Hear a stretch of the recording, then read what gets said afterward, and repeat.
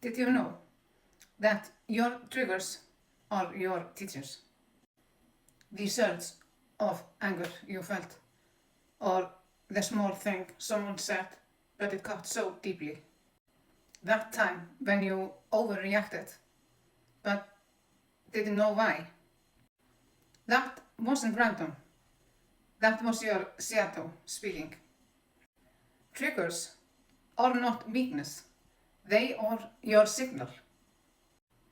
They show you exactly where your healing is needed. They are the echoes of the moments when your needs were drained, your voice wasn't heard, or your boundaries were crossed. Most of us try to avoid our triggers. We numb them, blame others, or just simply shut down. But shadow work teaches you something else. It teaches you that your triggers are your teachers.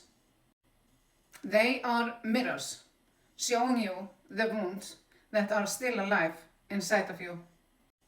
They reveal the beliefs you inherited, the emotions that you depressed, and the parts of you that are still waiting to be acknowledged. When you get triggered, ask yourself this: what part of me is being activated right now?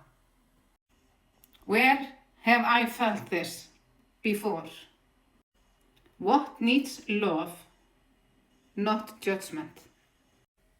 Because your healing doesn't come from avoiding the pain. It comes from understanding it. And every trigger that you choose to meet with awareness is one step closer to your healing.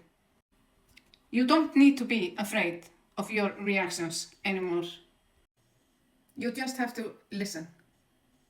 Have a wonderful night or day, and hope to see you in my next video where we will cover part 4 in shadow work.